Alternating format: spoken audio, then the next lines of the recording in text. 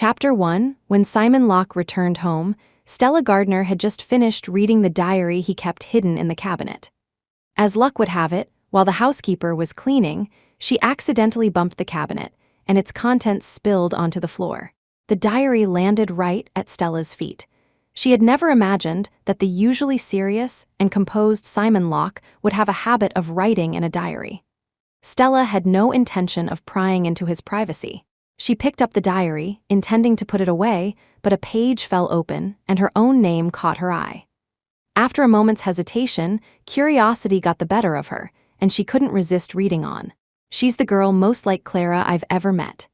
Whenever I see her standing by the window in the white dress I bought her, I feel like I'm seeing Clara. Today, I bought her Jasmine, Clara's favorite, but watching her smile as she held the flowers, all I could see was Clara's face. When I talk to her, when I hold her, when I kiss her, my heart is full of Clara." Every word, every sentence was filled with genuine emotion, yet each one pierced Stella's heart. Stella looked at his flamboyant handwriting in the diary, tears streaming down her face as she laughed. Their 5 years of love felt like a joke. It turned out she was merely Clara Jennings's substitute. In the 5 years she had been with Simon Locke, he had doted on her, cherished her deeply. So she had naturally assumed he loved her as much as she loved him, more than life itself. She never knew that the person in his heart, from beginning to end, had only ever been Clara. Clara was his younger brother Ethan Locke's fiancée.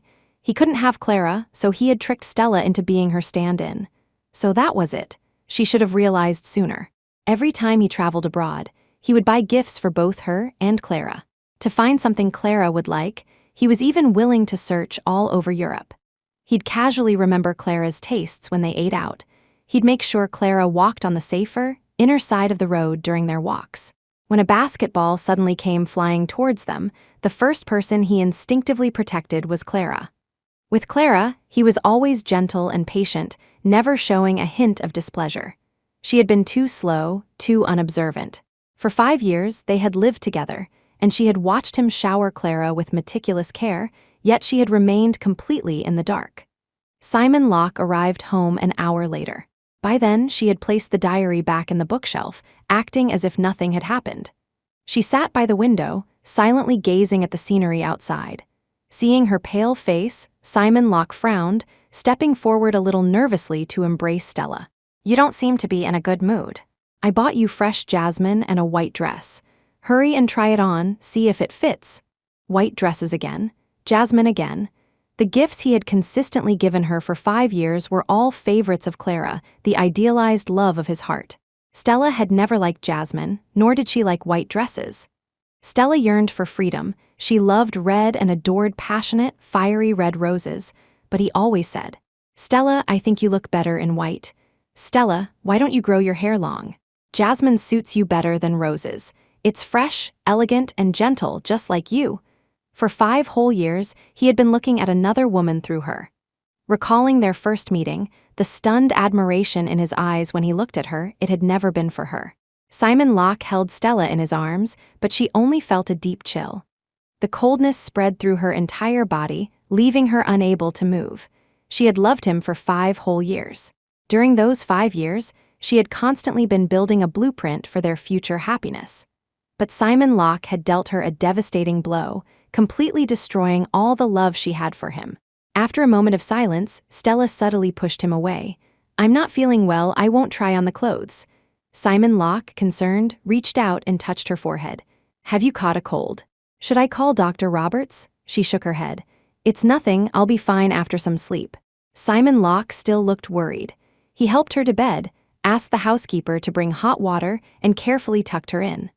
Stella looked up at his refined jawline, unable to tell if his current concern was genuine affection or a mere act.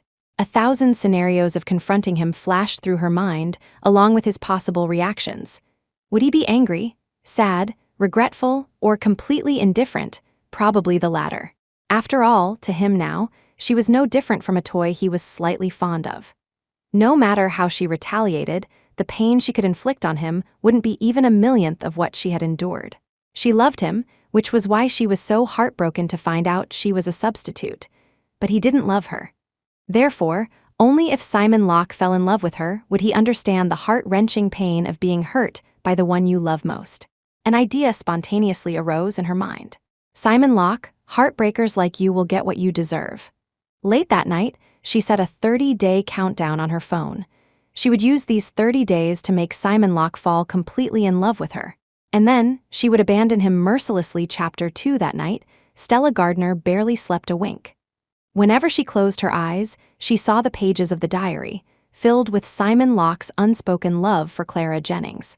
Reflecting carefully, she finally realized she had been living according to Simon Locke's preferences all these years.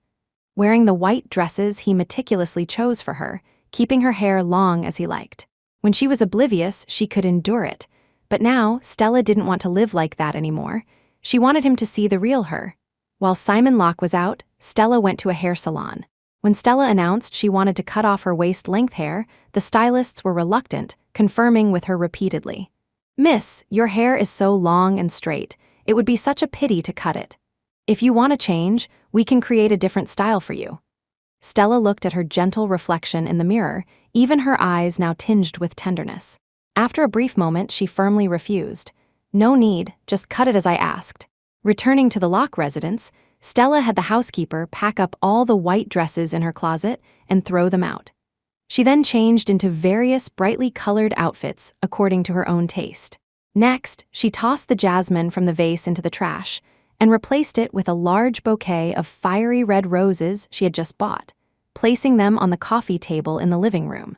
Looking at herself as if she were a completely different person and the newly styled house, Stella smiled with satisfaction. This was her style, Stella Gardner's style, glamorous and flamboyant.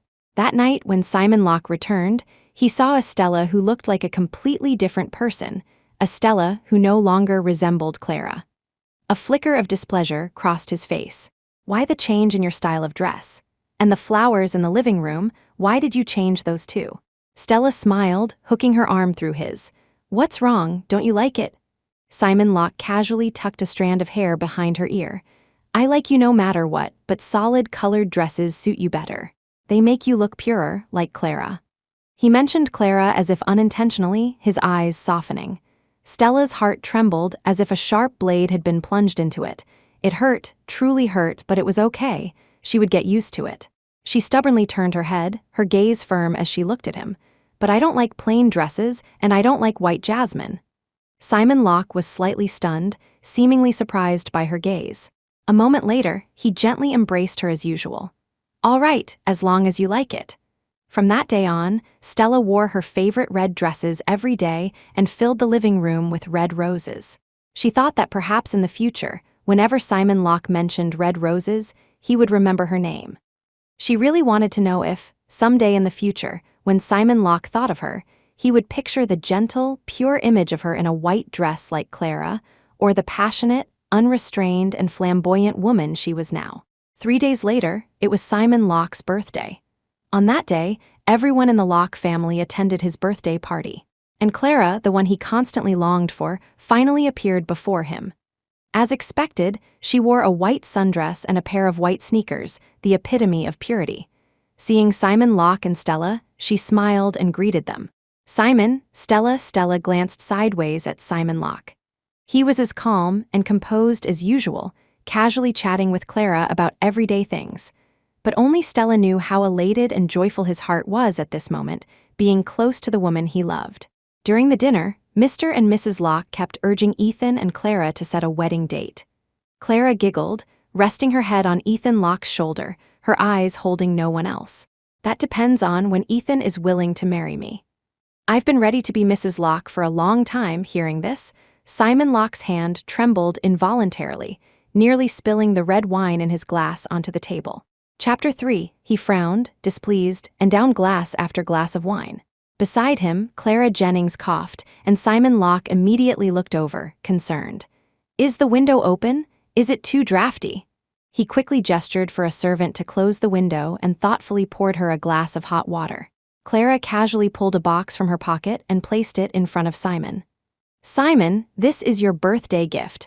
I've been so busy lately, I could only grab something from a street vendor after work. I hope you don't mind."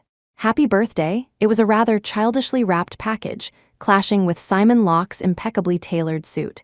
Inside the box was a very ordinary tie. Clara said she'd picked it out casually, and indeed, it seemed she hadn't put much thought into it. He was extremely meticulous about his clothes and accessories, picky to the extreme. If it wasn't custom-made or a famous brand, it wouldn't even catch his eye.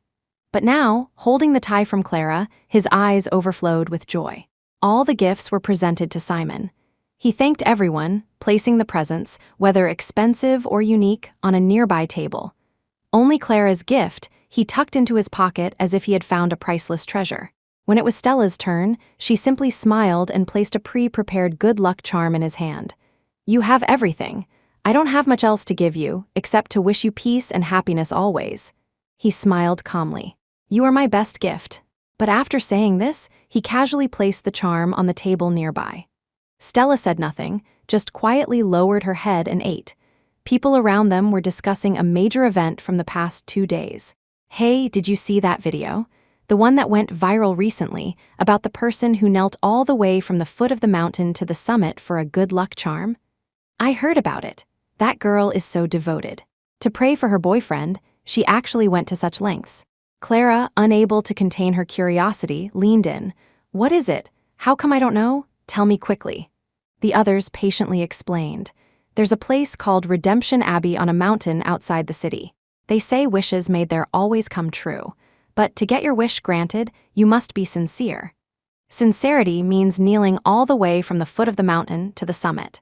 That's a full 9,999 steps. A normal person's knees would be ruined. So, very few people would risk their lives like that to pray for others. But a couple of days ago, a young woman, to pray for her boyfriend's birthday, actually knelt all the way up. Not just once, but to show her sincerity, she knelt a full 3 times. A passerby filmed it, and it was trending on social media the same day. The girl's knees were a bloody mess. The entire flight of stairs was stained red. Clara covered her mouth in surprise. Really? She must love that boyfriend so much. The others chimed in, "Isn't that the truth?" Stella listened to the discussion with a blank expression. She stood up and walked to the other side to pick up the kettle. But as she lifted it, her legs gave way, and she, along with the kettle, crashed onto the tabletop. Scalding hot water spilled everywhere, splashing near Clara's feet. Simon reacted even faster than Ethan Locke, rushing to Clara's side and pulling her away. "Are you okay? Are you hurt?" Clara patted her chest in fright. "I'm fine, thank goodness you were so quick, Simon." After confirming Clara was indeed unharmed, Simon turned to Stella with a displeased, questioning look. "You're a grown woman, how can you be so clumsy? You almost scalded Clara." Stella struggled to her feet, rubbing her slightly sore arm, and said nothing. The water had soaked her pant leg. She picked up a napkin from the side and dried it. At the same time, the good luck charm on the table was knocked to the floor. Someone with sharp eyes saw it and immediately picked it up. After carefully examining the pattern on the charm, they exclaimed in surprise, "Isn't this a good luck charm from Redemption Abbey?" Everyone looked over upon hearing this, and then, as if finally understanding something, they turned to Stella with shocked eyes.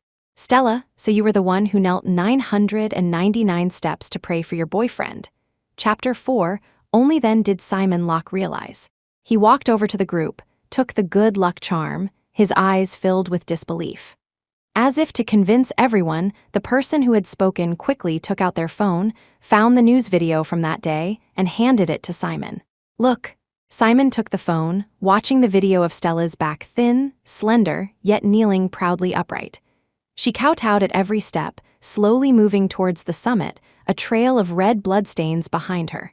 His expression shifted from shock to pity. After watching the video, he guiltily pulled Stella into his arms. "Why were you so foolish?" Then, as if remembering something, he gently placed her on a stool and carefully lifted her pant leg. On her fair knees, the wounds had not yet healed. The traces of the previous bloody mess were still faintly visible. Simon, heartbroken, gently caressed the scars, his voice trembling slightly. "Does it hurt?" Stella bit her lip, smiled, and shook her head. "It stopped hurting a long time ago, Simon. For you, everything I do is worth it." After that day, Simon Locke seemed to change. He no longer insisted Stella plant only jasmine when she gardened, and occasionally, he would even come home with a bouquet of fiery red roses he had chosen himself. There was a large empty patch in the garden. Stella personally weeded it and sowed seeds. Soon, they would bloom. Then, the entire villa would be surrounded by roses as red as fire. This was Stella's love for Simon, as fervent as fire. Stella hoped that even if she wasn't by his side, there would always be people or things to remind him of her. She learned to cook, learned to make soup. Every time he came home after a business dinner, she would personally bring him the soup she had made and feed it to him, spoonful by spoonful. To help him adapt to her cooking style more quickly, she directly relieved the housekeeper of cooking duties. She took responsibility for everything. The old saying goes, to capture a man's heart, you must first capture his stomach. It seemed there was some truth to it. She wanted him to gradually become accustomed to everything about her. On Valentine's Day, Simon Locke specially booked a table at a riverside steakhouse for a candlelight dinner with her. The restaurant was in an excellent location, offering not only a view of the river, but also an overlook of the entire Orlia city. So, on holidays, reservations were incredibly hard to get. As they arrived at the restaurant entrance, they happened to see Ethan Locke and Clara Jennings standing there. Clara looked down, quite disappointed. "Oh, what a shame we can't eat here today." It seemed the two had also planned to dine there, but due to Ethan's oversight, they hadn't made a reservation. Simon looked at the aggrieved Clara, his grip on Stella's hand suddenly tightening. They walked over together and greeted each other. Clara still looked dejected because she couldn't get a table. Simon seemed very anxious. After a moment's hesitation, he frowned and finally spoke. "I made a reservation in advance. Why don't you join us?" Chapter 5. Upon hearing Simon Locke's words, Clara Jennings's eyes instantly lit up. She looked up excitedly, grabbing Ethan Locke's arm. "Can we?" Ethan glanced at Stella Gardner's expression. "Is it convenient, Stella?" Stella smiled, appearing generous. "Since Clara likes this restaurant too, let's dine together." Hearing her agree, Simon visibly relaxed. The four of them entered together. When ordering, Simon ordered a lot of dishes, all of which were Clara's favorites. Finally, he didn't forget to remind the waiter. "The seafood must be fresh, or Clara will get an upset stomach." Stella listened from the side, just a faint smile on her lips, saying nothing. In truth, she was allergic to seafood. For years, she couldn't touch a bite of it. Doing so would cover her in a red rash. Because he didn't care, Simon had never noticed this in all these years. After the food arrived, Clara and Ethan chatted animatedly, only occasionally shifting their attention and conversation to Simon. Halfway through the meal, Simon finally noticed Stella hadn't eaten a bite. He picked up a piece of shrimp with his chopsticks and placed it in her bowl. "Why aren't you eating? Don't you like it?" Stella was silent for a moment, then shook her head, smiled, picked up the shrimp, and put it in her mouth. Within a quarter of an hour, countless red spots appeared on Stella's face. She watched the lips of the people around her moving, and then everything went dark. As she reached out to grab someone nearby, all her strength instantly drained, and she finally fainted. When she woke up, she was already in the hospital, Dr. Roberts's voice nagging in her ear. "She has a severe allergy. She can't touch any seafood at all. How could she eat shrimp?" Luckily, she was brought in promptly. A little longer, and it could have been life-threatening. "Since you're her boyfriend, how could you not even know she's allergic to seafood?" Stella struggled to open her eyes, interrupting what the doctor was about to say. "Doctor, it's not his fault. I was greedy. I thought one shrimp wouldn't hurt. Please don't say any more." The doctor sighed and turned his criticism to her. "How can you not control yourself? Have you forgotten 2 years ago when you had a severe allergic reaction to seafood, stayed in the hospital for half a month, and nearly died?" Simon Locke frowned deeply.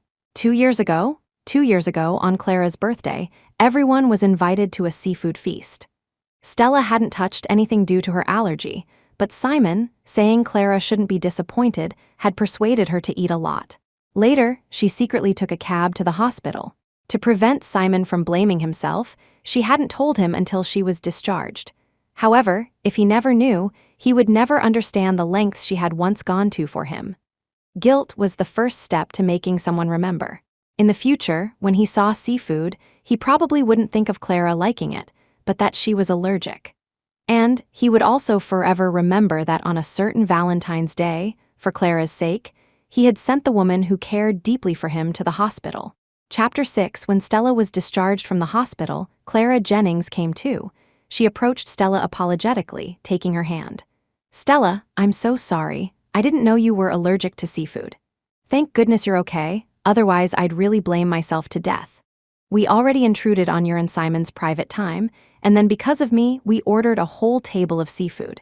I feel so guilty, so I've decided to punish myself by not eating seafood for 3 months. Before Stella could speak, Simon Locke, somewhat indulgently, came to Clara's defense. Nonsense, how is it your fault? It was me who wasn't attentive enough, not knowing Stella was allergic to seafood. In that case, the punishment of not eating seafood for 3 months, I'll take it upon myself. Stella watched the two of them go back and forth and couldn't help but shiver. Noticing her small movement, Simon quickly and nervously wrapped her in a blanket. Why are you shivering? Are you not wearing enough clothes? She shook her head. Maybe the wind from the window is too strong. Let's go. The group left. Clara accompanied them back to the Locke residence before departing. As he saw her off, Simon stood by the window, only turning back to his room after her figure had completely disappeared. A few days later, perhaps to comfort the recovering Stella, Simon proactively suggested taking her to an art gallery exhibition. They went to the gallery together, admiring the works of famous artists. In the center of the exhibition hall, some famous paintings were being auctioned. It was said that the proceeds from the auction would all be donated to charitable organizations to support children in mountainous regions. Stella couldn't help but feel interested and sat down with Simon in the auction seats. Currently up for auction was an oil painting of jasmine flowers. The simple color palette consisted only of an interweaving of white and green, yet it greatly showcased the elegance and purity of jasmine. Upon seeing the painting, Simon's eyes instantly lit up, and he was the first to raise his paddle to bid. Stella gave a self-deprecating smile. Jasmine was Clara's favorite flower. She instantly understood whom Simon intended to gift the painting to. People kept raising their price paddles, but Simon would always bid $1 million more than the previous person. After 10 rounds, the others finally gave up. In the end, Simon bought the painting for a high price of $10 million. Everyone marveled at how generous Simon was for charity, willing to spend $10 million on an ordinary oil painting. He smiled but didn't explain. Money can't buy my happiness, I do as I please. As the auction was about to end, Stella finally saw a painting she liked appear. She turned back with delight, only to see Simon taking out his phone, texting Clara. I have a gift for you. You'll definitely like it. The smile on Stella's face instantly froze. She impassively turned her face away, not looking at him again. From beginning to end, she didn't utter another word about the art exhibition. Returning to the Locke residence, Stella mysteriously led him to the study. Simon asked with a smile, What surprise have you prepared? So mysterious. Stella said nothing, just gently pushed open the door. The study was filled with countless picture frames. All the paintings depicted the same thing, jasmine flowers. Chapter 7. Simon Locke was visibly stunned. He didn't know when Stella Gardner had painted so many pictures and carefully framed them. Only then did he finally remember that Stella's favorite flower was clearly roses. He looked at her, puzzled.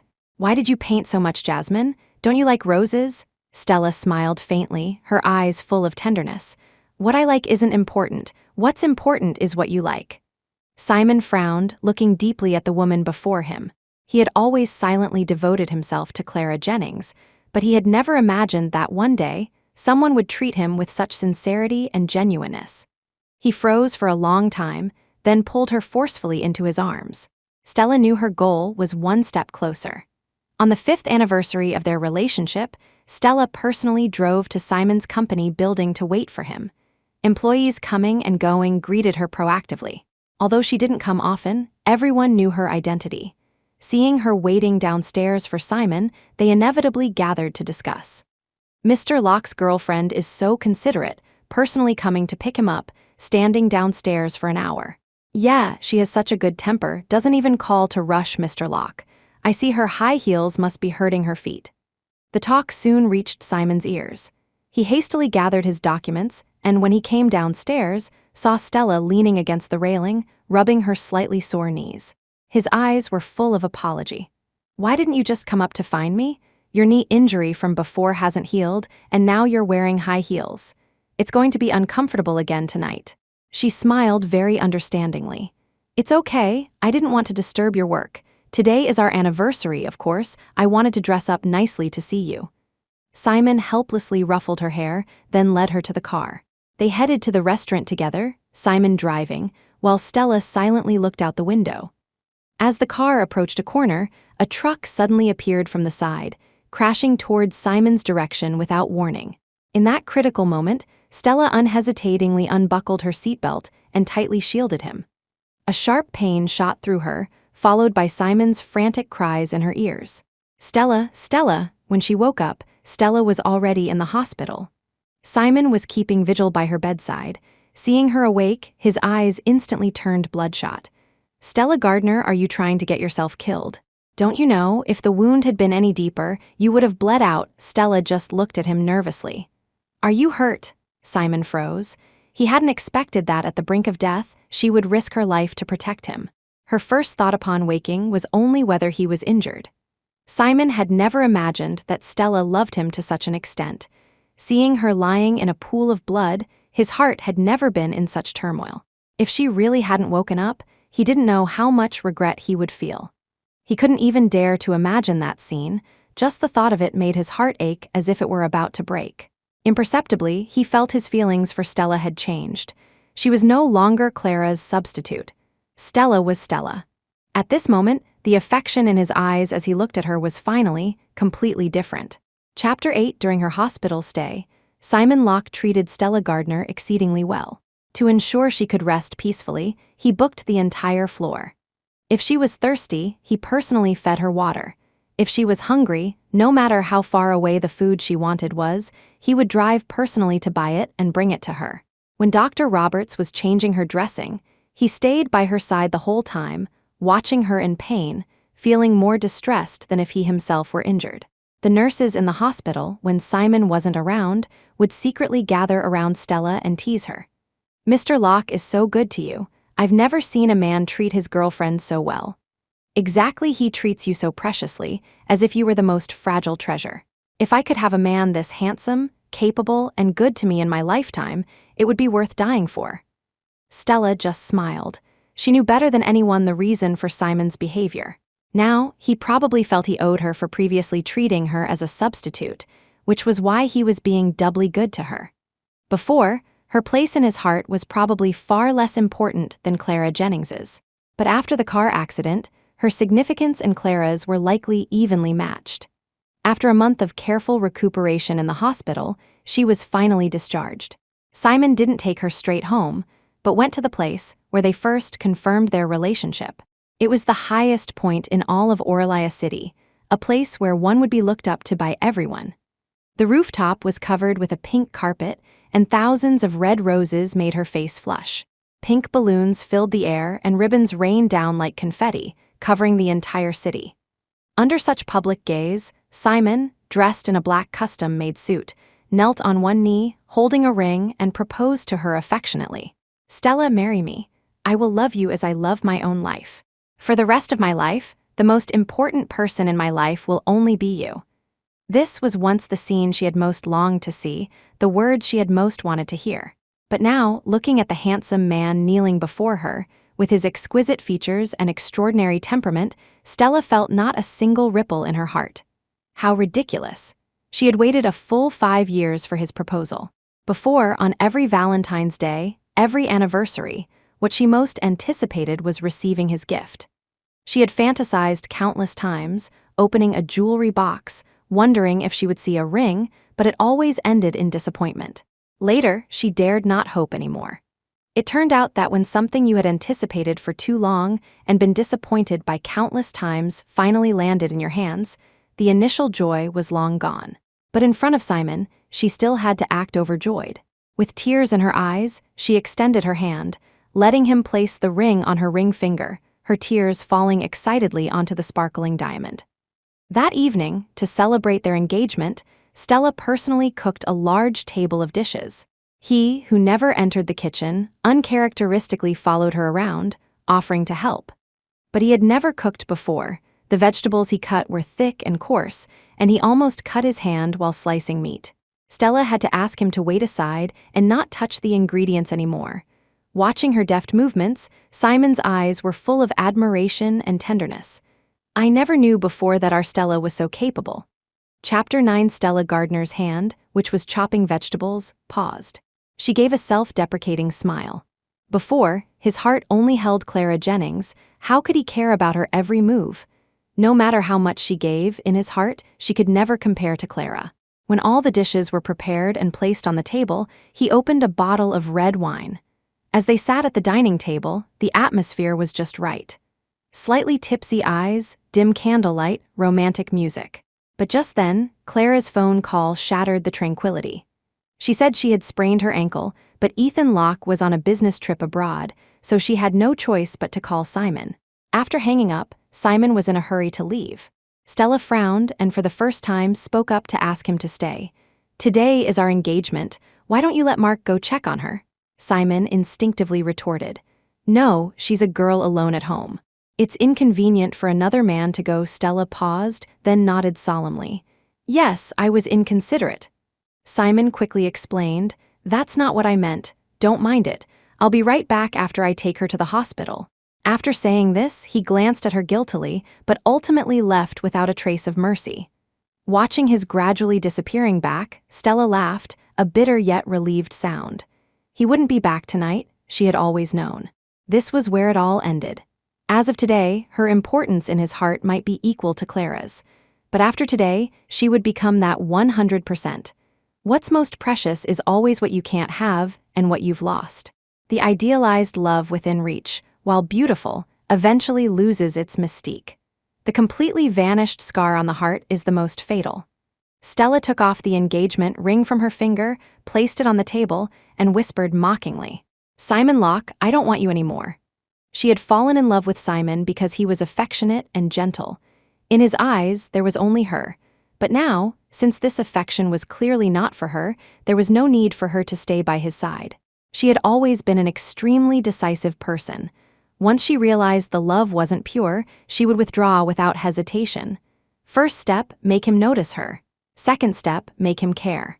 Third step, make him fall completely in love with her.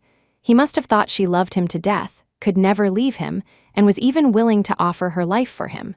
So now, her sudden departure would be a devastating blow to him. Stella didn't know what his reaction would be when he found out she had left, but she didn't care. From the moment she decided to leave, it was destined she would never look back. She silently cleared the food, threw it all into the trash can, then slowly went upstairs to pack her belongings. She didn't have many things. In the end, it all fit into one suitcase. Dragging her suitcase, she silently looked around the place she had stayed for 5 years. From now on, goodbye. To this home and to Simon Locke. After one last deep look, she turned and left, resolute, never looking back. Chapter 10. 3 years later. In the banquet hall of the Grand Continental Hotel, a gala was being held, gathering business elites from all over the country. It was rumored that Julian Forrester, the young master of the Forrester Corporation, who had gone to the United States 10 years ago, was also among them.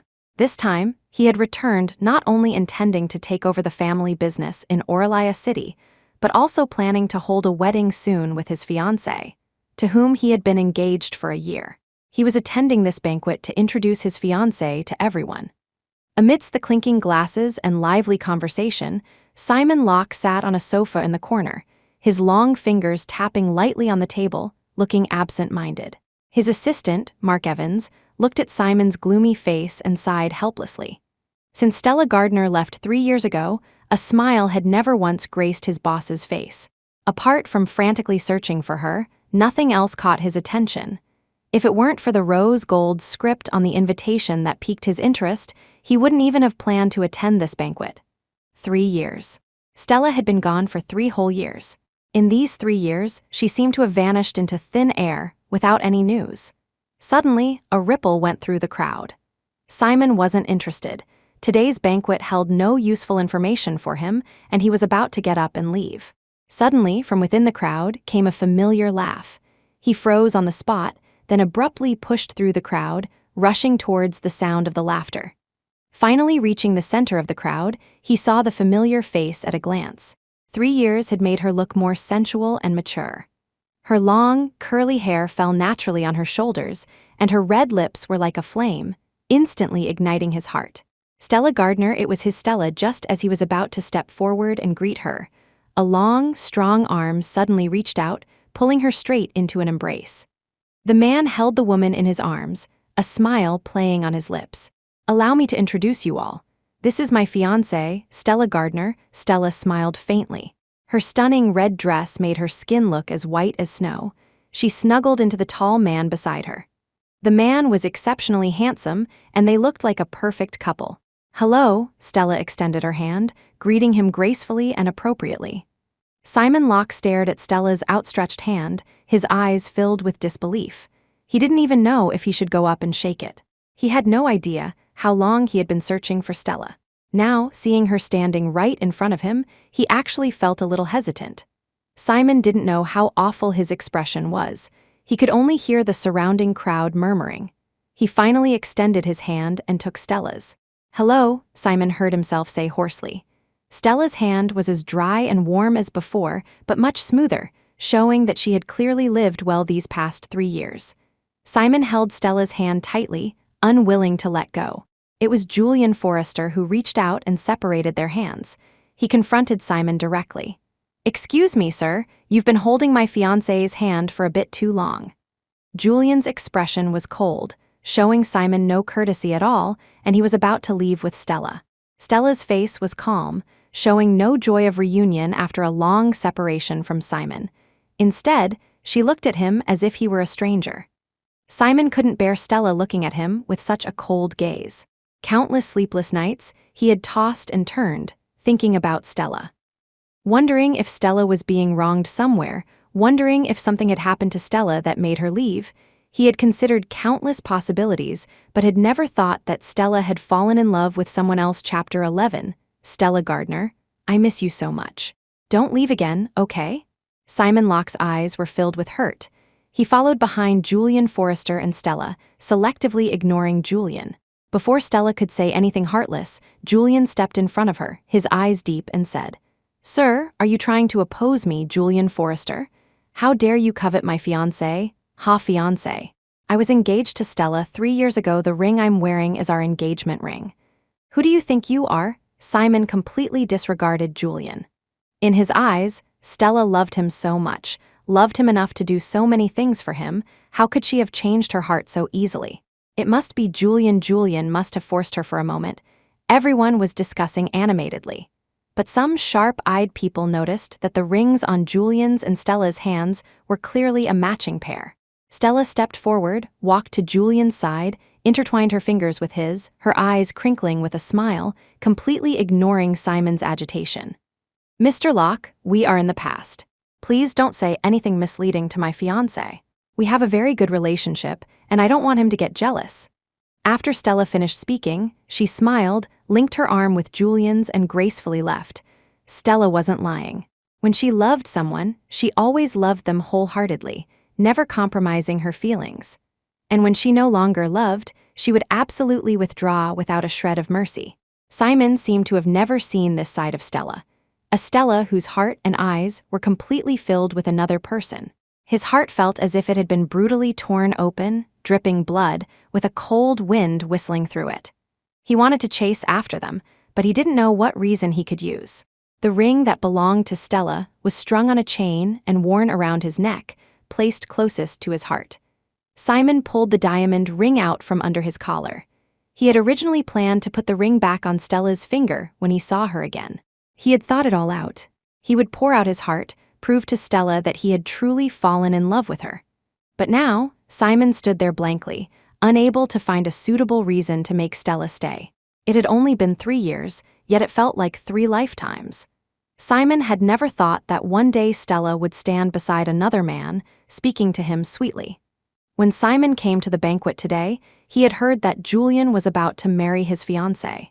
He hadn't thought much of it at the time. It wasn't until just now that he realized the envied Miss Fiancée was his Stella. He heard the laughter and chatter of the people around him. And it felt as if they were all mocking him, mocking him for losing the person he loved most. Simon stared blankly in the direction Stella and Julian had left, downing glass after glass of wine. Only when his consciousness became hazy did he dare to let tears fall, under the cover of drunkenness. Seeing Simon despondent, Clara Jennings, holding her husband Ethan Locke's arm, asked with some concern, "Simon, are you okay? Drinking so much is bad for your health." In just 3 short years, Clara had married Ethan. Simon, his eyes blurry with drink, looked at Clara in her white dress. He only felt an unbearable frustration with no outlet. Get lost, you're nothing like her. Chapter 12. Clara Jennings was almost frightened by Simon Locke's demeanor. Ethan Locke thankfully steadied her. "Simon, what's wrong with him?" "It's nothing, same old story. You go rest over there. I'll have his assistant take care of him," Ethan reassured her. Ethan knew Simon's state all too well. It was undoubtedly because of Stella Gardner. Mentioning Stella, Ethan couldn't help but sigh. She and his brother had been so in love before. He didn't know what had happened for her to suddenly disappear. Ethan and Clara had arrived late, so they naturally hadn't seen the confrontation between Simon, Julian Forrester, and Stella. Simon's heart ached. He couldn't have Clara before, and now even Stella belonged to someone else. But this time, he truly regretted it. He really didn't want to give up again. Without Stella, his entire life felt barren, like stagnant water, incapable of any ripple. Simon deeply regretted his past self, hating that he hadn't cherished Stella properly. It was only after Stella had left the country that he discovered his diary had been disturbed. Simon had a habit of placing a bookmark where he last left off. The bookmark would have the date written on it, so Simon could tell at a glance if it wasn't in its original place. Stella had known all along she was a substitute. Simon couldn't imagine how heartbroken she must have been at that time. Actually, Simon desperately wanted to tell her that since she appeared, the number of times he wrote in his diary had decreased, and his obsession and affection for Clara had also lessened.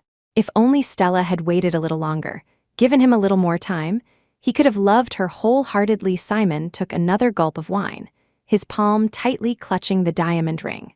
All he could see was the glaring image of Stella and Julian, fingers intertwined, their matching rings touching. The bitterness in his heart almost overwhelmed him. He didn't want to give up. Drunk, Simon patted his assistant Mark Evans's arm. Investigate, Julian Forrester. Find out where Julian Forrester and Stella Gardner went." He shook his throbbing head and continued. "Have someone send over all the roses from the manor. I want to confess to Stella. I want to tell Stella what's in my heart." Simon's somewhat unreasonable request made Mark hesitate, but he had no choice but to do it. Stella was taken by Julian to the revolving restaurant at the top of the hotel. Large, almost transparent floor-to-ceiling windows offered customers an excellent view of the river. The revolving restaurant had been booked out by Julian. All staff were serving just the two of them. The light, slow melody was enough to soothe any inner turmoil. Julian pulled out a chair for Stella, then took his seat, clapped his hands, and a line of waiters began serving dishes in an orderly fashion. The dishes weren't entirely the Western cuisine they had grown tired of abroad. Some were Stella's favorite home-style dishes. "Well, do you like it?" Julian's eyes were gentle and lingering. He didn't care if the dishes harmonized together. As long as they both liked them, no one would dare say it was unbefitting. Even though Stella had developed some resistance to Julian's charms, at this moment, she still couldn't help but drown in his gaze. "Of course, I love it," Stella smiled, her face full of sweetness. "Let's eat." They began to enjoy their meal, occasionally sharing bites of dishes they particularly liked. By the time they had nearly finished eating, the sky outside had completely darkened. This was when the river view was at its best. Looking down from above at the bustling, prosperous city, lights twinkled everywhere like a galaxy studded with stars. The elevated bridge over the river was still teeming with traffic. Stella snuggled into Julian's embrace, somewhat mesmerized by the view. Suddenly, silver fireworks exploded in the sky, like stars appearing before Stella's eyes, breathtakingly beautiful. Unseen, the restaurant had also been filled with fiery red roses, stunningly beautiful. At the same time, truckload after truckload of red roses were being delivered downstairs, looking incredibly romantic. Stella was deeply moved. She tugged Julian's sleeve, signaling him to lean down. Julian obediently lowered his head, allowing Stella to kiss his lips, and then he quickly took the lead, invading Stella's breath. Although he didn't know who had sent the roses downstairs, he was incredibly grateful, as those roses had unknowingly become part of his plan. Julian and Stella were locked in a passionate kiss for a long time before he finally released the breathless Stella. What they didn't notice was that Simon had been standing in a corner, watching them for a long time. "Mr. Locke, should the roses be brought up?" A delivery worker stepped forward and asked, noticing the roses already strewn everywhere, looking somewhat at a loss. This question successfully broke the quiet atmosphere. Simon, his eyes bloodshot, roared, "No need get lost." At once, Julian and Stella both looked at Simon. They watched Simon's pathetic state with great interest. Chapter 13, Julian Forrester wrapped his arm around Stella Gardner's waist, a slight smile playing on his lips. "What, is your ex always this ill-tempered?" His eyes crinkled, like a sly fox wagging its tail. Stella glanced at Julian and said casually, "Perhaps he's hit menopause." They paid Simon Locke no mind at all. Stella had told Julian about Simon when they first became acquainted. Julian knew Stella's personality very well and naturally believed her. Simon watched the intimate display between the two, feeling a chill permeate his entire being, his heart twisting as if by a knife. He trembled all over. The alcohol made his head fuzzy. He felt as if countless Stellas and Julians were standing before him. "Enough," Simon shook his head in distress, groaning. His eyes were filled with hurt as he looked at Stella, like a homeless stray dog. Simon pleaded humbly, "Stella, don't be so cruel. Look back at me, please. Give me a chance to explain, please." He continued, talking to himself, "I fell in love with you long ago. I stopped loving Clara Jennings long ago. I've treasured all your things, I remember all your preferences. Don't give up on me like this, please." Simon was in agony. He stepped forward, trying to take Stella's hand, wanting to place the diamond engagement ring in her palm, trying to prove his words were true. Stella just watched coldly, not a ripple of emotion in her heart, even feeling a slight urge to laugh. "Simon Locke, the heartache you're feeling now isn't even a fraction of what I felt back," then Stella thought. How pathetic when she was right there beside him. He never knew how to cherish her.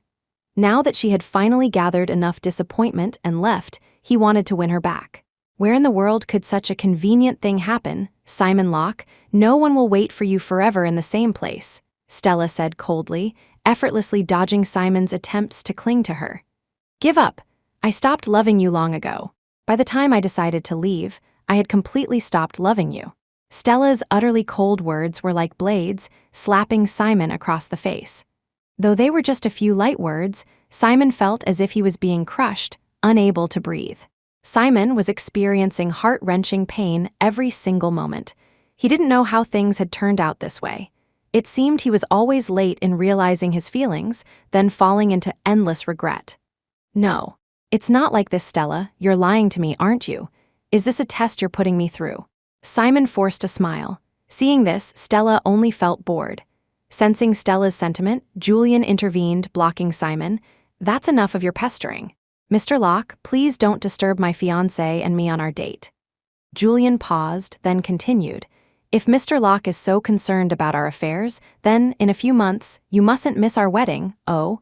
With that, Julian tilted his chin up, and immediately, waiters escorted Simon out. Chapter 14, the waiters were Julian Forrester's subordinates, so they naturally didn't need to show Simon Locke any courtesy, unceremoniously dumping him on the ground. Simon staggered to his feet, his eyes full of unwillingness. He buried himself in the roses, as if this way he wouldn't be separated from Stella Gardner. His assistant, Mark Evans, stood by, shook his head, sighed, and still diligently took Simon back. "If I'd known it would come to this, why did I even bother starting?" Mark muttered to himself. Of course, he would never dare say this in front of Simon. The next day, bright daylight filled the room. Simon rubbed his throbbing temples, his eyes full of irritation. The scent of Stella in the room had long since dissipated. Yet Simon was still trying to find a similar scent to simulate the feeling of Stella still being there. In the 3 years since Stella left, Simon suddenly realized that, unbeknownst to him, traces of Stella were everywhere in his life. The food was the same, but he could never replicate Stella's taste. The jasmine flowers that were once everywhere had long since disappeared, replaced by bright and dazzling fiery red roses. The idealized Clara Jennings had unknowingly become plain rice before his eyes, while the unforgettable Stella, the one he could never obtain, was deeply etched on his heart, impossible to erase. Simon tried to imitate Stella, cooking himself a pot of porridge according to the steps he remembered. But no matter how he ate it, the taste was not what he remembered. Simon only ate a few bites before completely losing his appetite. He took out the good luck charm from his chest pocket, stroking it gently, as if reminiscing through it about the stubborn girl who had sought it for him. Although the owner of the charm had taken great care to maintain it, perhaps due to being taken out too many times, the charm had inevitably frayed at the edges and aged considerably. Simon's eyes welled up as he remembered Stella kneeling step by step to get the charm for him. He suddenly thought, if he too, like Stella once did, sought a good luck charm for her, would she soften a little? With this thought, Simon immediately changed his clothes and drove to Redemption Abbey. It was a weekday, but there were still many people burning incense at Redemption Abbey. Amidst the bustling crowd, Simon seemed less conspicuous. Most people who came to Redemption Abbey to burn incense had something to pray for, so they paid little attention to their surroundings. At the foot of the mountain, only a few people, intending to kneel step by step up the 9,999 steps to obtain a charm, attracted some attention. Simon stood at the foot of the mountain, gazing at the steps that seemed to stretch into the clouds.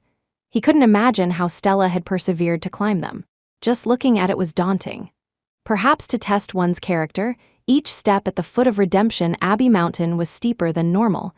Even regular climbing required extra care. Fortunately, the safety measures on the side were well implemented. Everyone had a rope tied around their waist, secured to the handrail. Even if one accidentally fell, they wouldn't roll all the way down. Simon touched the good luck charm in his chest, trying to draw strength from it. He cast aside his pride and in front of everyone solemnly knelt. Then, slowly but firmly, he began to climb, kneeling at each step. This path was truly arduous. Even for Simon, a strong adult male, it was exhausting by the halfway point. Simon counted each step he climbed. At some point, the few people who had started kneeling and climbing with him gradually gave up. Only he, gritting his teeth, pushed on with sheer determination. He thought, since Stella could climb to the summit and get a charm for him, what couldn't he do?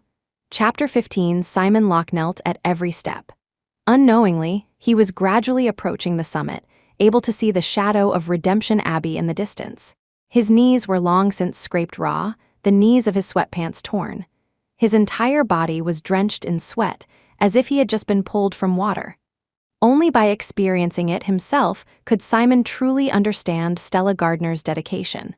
Kneeling up 9,999 steps was not just a test of willpower, but also of physical strength and concentration. If he made one careless slip and fell, he might never have the courage or ability to continue. Simon kept counting, eventually losing track of how many steps he'd taken. His eyes were fixed only on the not-so-distant Redemption Abbey. Finally, as the temple bell chimed, Simon reached the summit. He knelt weakly at the entrance of Redemption Abbey. Several young monks quickly helped Simon up and led him aside to rest. A monk with completely white eyebrows approached Simon, murmured, "Foolish child," and placed a good luck charm in Simon's hand. Simon's consciousness was hazy. He could only feel something in his palm, about the size of a good luck charm. His pale lips moved, weakly uttering a few words. "Thank you, thank you." Undoubtedly, Simon's journey of kneeling up Redemption Abbey was also filmed by many passing tourists, and the video instantly went viral. After receiving the abbot's good luck charm, Simon rested briefly, then said he wanted to go down the mountain. The young monks had to forcibly stop him to apply medicine before reluctantly letting him go. Going down the mountain was much easier than going up.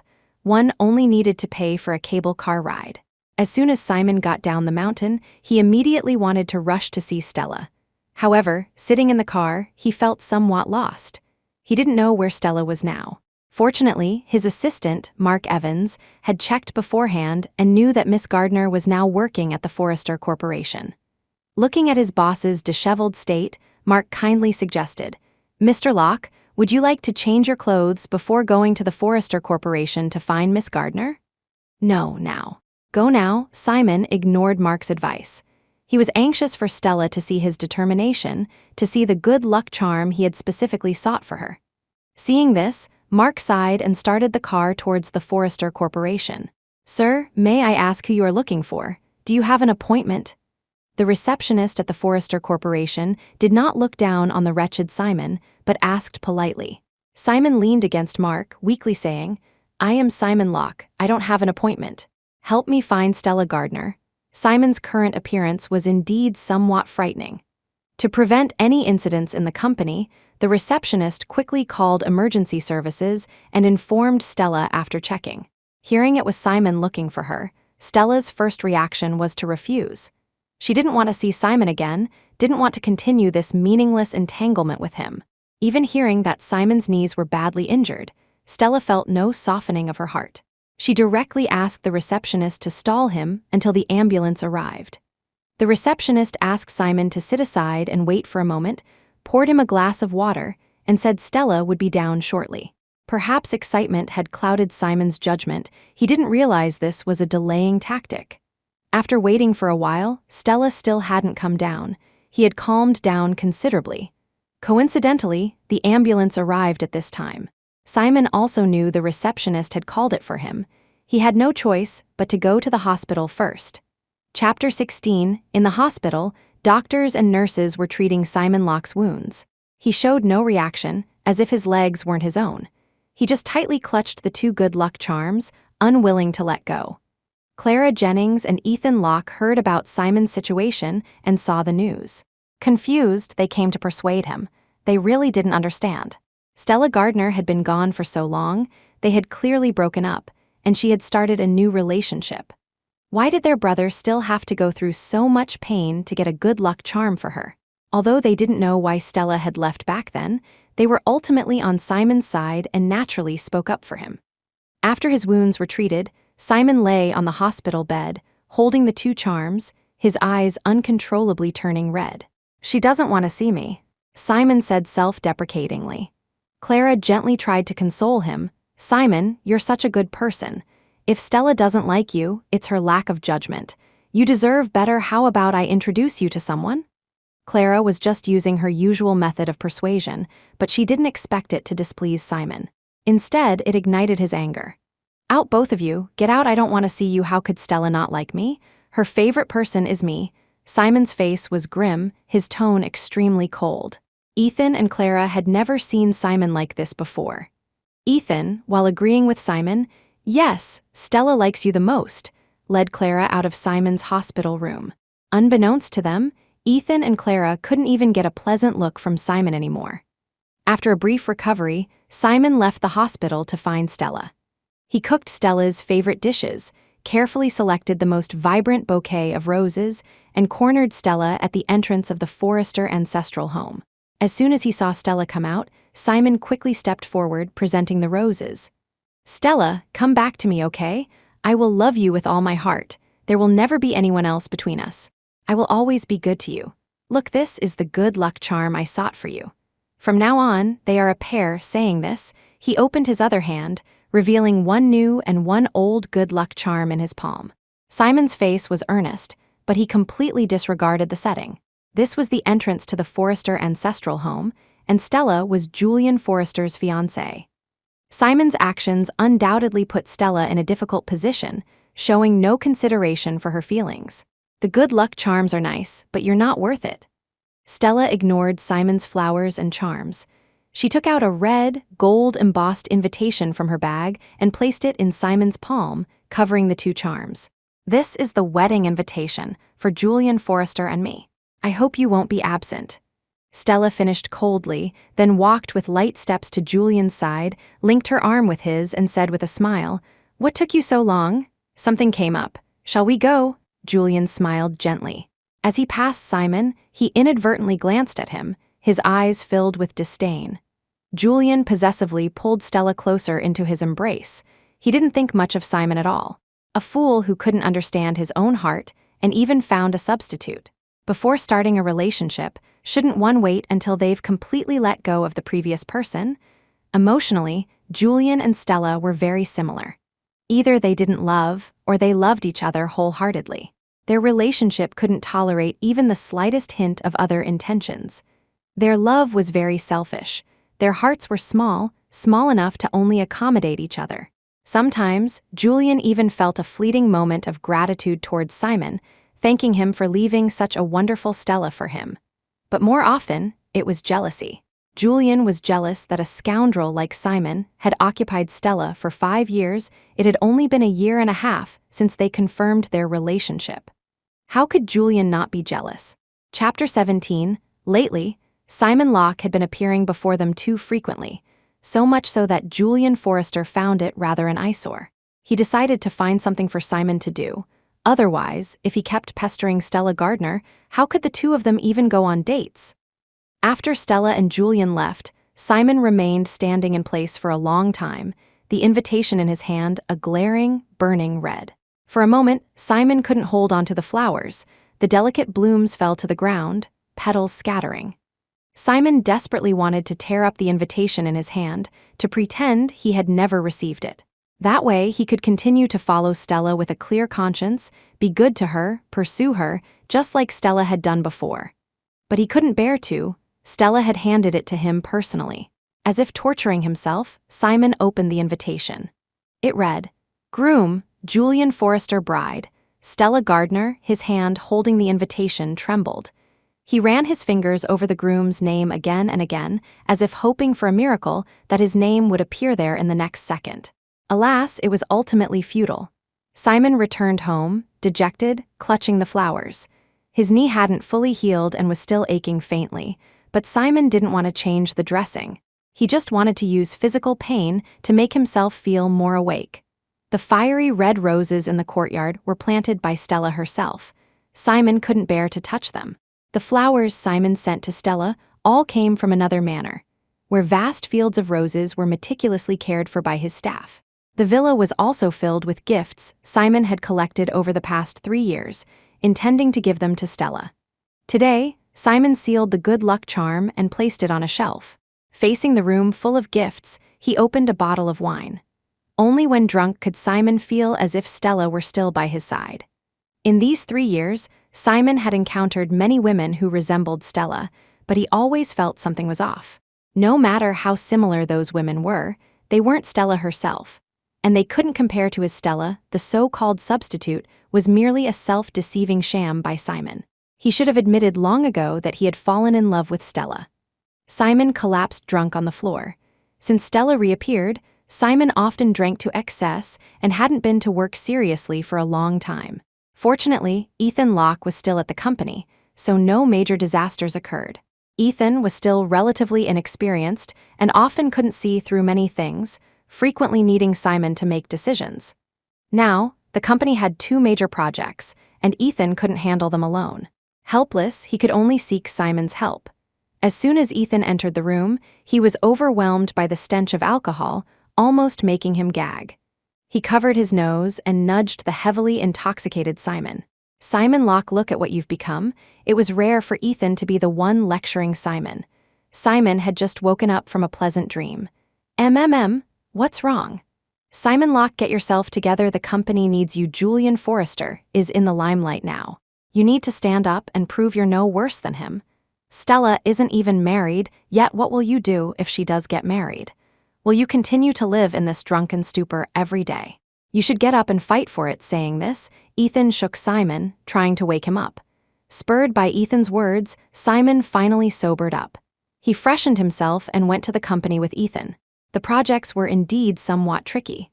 Simon threw all his energy into work, trying to numb himself with it, to not think about anything related to Stella. Chapter 18. Without Simon Locke's interference, Stella Gardner rarely smiled. Her abilities were not lacking. Previously, when she was with Simon, he always kept her from getting involved in work matters because Clara Jennings never participated. She used to think it was Simon being considerate, not wanting her to tire herself with work. But now, Stella felt that excelling in her field of expertise was truly an exhilarating experience. Julian Forrester kept Stella by his side as an assistant. Initially, he just had her learn to do simple tasks. Seeing Stella's capabilities, Julian gradually taught her more. Watching Stella stand by his side, occasionally handling things independently, Julian felt exceptionally proud. Today's project was one Stella had taken the lead on and successfully negotiated. Julian decided to take Stella to relax. After all, they were getting married soon and couldn't be buried in work all the time. A private jet named Star slowly landed. Julian covered Stella's eyes, leading her to the front of the jet before letting go. "Let's go, we're going to the South Coast to see the stars." Julian smiled freely, and Stella was infected by his joy. Although this trip was somewhat sudden, Stella was very happy to enjoy it. They held hands and boarded the plane. Julian had prepared everything in advance, so naturally, Stella didn't need to worry about a thing. Simon, taking a rare short break from his busy work, saw a plane flying far away in the sky. Subconsciously, Simon thought of Stella. In the years they were together, he seemed to rarely take Stella out to have fun. Most of the time, they followed Clara and Ethan's pace. He suddenly felt exceptionally guilty for not treating Stella well. During this period, Simon felt as if he were shrouded in Julian's shadow. As a competitor, several projects the Locke Corporation was negotiating were snatched away by the Forrester Corporation. And the Locke Corporation, due to his absence for some time, had fallen into several traps set by Forrester. Simon felt disheartened for a moment. It seemed he couldn't compare to Julian in any way. The only thing he had was the 5 years he had spent with Stella.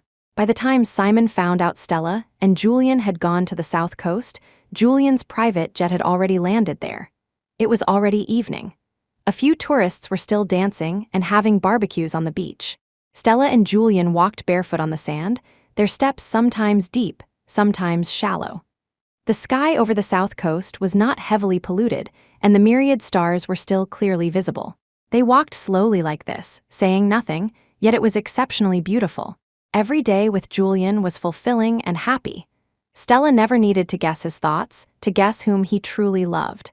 Because Julian would never pretend in front of her, nor did he deign to. They danced under the starlight, kissed, lay casually on the beach, and randomly pointed at stars, telling made-up fairy tales. Chapter 19. Simon Locke arrived the next day on the earliest flight. He told himself he was just tired from work and wanted to relax, definitely not intentionally seeking out Stella Gardner. But Simon, like a masochist, closely followed Stella and Julian Forrester, yet didn't even dare to stand out openly. Julian led Stella to a female surf instructor and asked with a smile, "Well, dare to try?" Stella loved freedom, extreme sports, and thrilling sensations. She nodded and said, "Okay, you try first, I'll learn." After getting an affirmative answer, Julian grabbed a surfboard, put on safety gear, found the right moment, and rode the waves. In the sea, Julian seemed to merge with the surfboard, becoming a flexible merman, rising and falling with the waves. Seeing Julian's adeptness, Stella's desire to challenge was also ignited. After some simple learning and practice, she also mastered the technique, found the right moment, and prepared to go out to sea. But just then, Simon rushed up and grabbed Stella's arm. "Don't go, it's dangerous." Simon could swim, but facing the vast and mysterious deep sea, he still felt some fear. He always felt that one careless move could lead to being mercilessly swallowed by the sea. He didn't want Stella to go. He was afraid Stella would disappear before his eyes. Stella didn't want to bother with the timid Simon. She yearned for the sea. In her eyes, the sea was mysterious and full of charm. Simon Locke let go. "The instructor is here, I'm very safe." Stella pulled her hand away and continued, "I know I'm just a beginner. I won't attempt the impossible. I'm just trying near the shore. The safety measures here are very thorough. I won't get hurt." A wave surged forward. Julian rode the wave, smiling and waving at Stella. Under the instructor's guidance, Stella entered the water, testing it bit by bit, gradually moving further from the shore. Simon's heart was constantly in his throat. His eyes were fixed on Stella's direction, but he didn't notice a wave sweeping towards him from the side. Stella and Julian were completely fine. Instead, the distracted Simon was submerged by the wave. As Stella had said, the safety measures here were excellent. Simon only choked on a few mouthfuls of water before being promptly rescued. Simon, looking like a drowned rat, watched as Julian and Stella successively rode the waves back to shore. He suddenly felt an immense sense of inferiority. He couldn't even accompany Stella to do what she wanted to do. Simon steeled himself and went to learn surfing from the instructor, but he struggled to master the balance, falling into the waves again and again. Long after Stella and Julian had left, Simon was still practicing. He refused to admit defeat. He wanted to prove he was no worse than Julian. The waves crashed painfully against his body. Simon no longer feared the ocean, but he still hadn't mastered surfing. Stella was genuinely there with Julian to have fun and enjoy themselves, but Simon felt that every minute and every second here was more agonizing than being at work. He couldn't stop himself from chasing Stella's shadow, so he could only masochistically follow behind her. Should he give up? But Simon couldn't control his heart. Not give up. But Simon felt as if he couldn't compare to Julian in any way. Simon felt a deep sense of powerlessness. This was something he had never felt with Clara Jennings. He had long forgotten what Clara liked. His body's memory was entirely engraved with Stella's past. Chapter 20, Simon Locke watched as Stella Gardner and Julian Forrester's wedding date drew nearer. He had prepared so many gifts, but none had been delivered. Every time he thought of Stella, he would buy a gift she might like and place it at home. Mr. and Mrs. Locke were extremely worried about their son's state. They introduced him to many girls, but he refused to even meet them, constantly talking about Stella. They even specifically found girls who resembled Stella, but Simon ignored them all. They consoled themselves, perhaps things would get better after Stella got married. Simon might then be able to see other people. But only Simon knew it was impossible, at least not in the short term. Simon threw all his energy into work. The Azure Orchid Gardens development project was being contested not only by the Locke Corporation, but also by the Forrester Corporation. At the bidding conference, Simon represented Locke Corp. He hadn't expected that the representative Forrester Corp sent this time would be Stella. Stella followed behind Julian, their manner of conversation appearing extremely jarring to Simon. Simon hadn't expected Stella to possess such capabilities. When it was Forrester Corp's turn to bid, Stella took the stage and spoke eloquently, her demeanor calm, generous, appropriate, and charming. Simon was almost so captivated by this Stella that he couldn't look away. Many people present were attracted by such an outstanding Stella. Stella had been preparing for this bidding conference for a long time. She was very confident. When it was Locke Corp's turn, Simon was still immersed in Stella's impressive display from moments before, and for a moment, was somewhat unresponsive. The final result was that Forrester Corp won the bid. Losing to Stella, Simon didn't feel as upset as he had anticipated. Instead, the flame for Stella in his heart burned even brighter. Simon followed behind Stella's group, watching her from a short distance. Suddenly, a somewhat out-of-control car rushed out from nowhere, heading straight for Stella and the others. Simon's heart leaped violently. With the fastest speed he had ever mustered in his life, he lunged towards Stella. Stella Gardner dodged, however. Stella and Julian's group weren't foolish.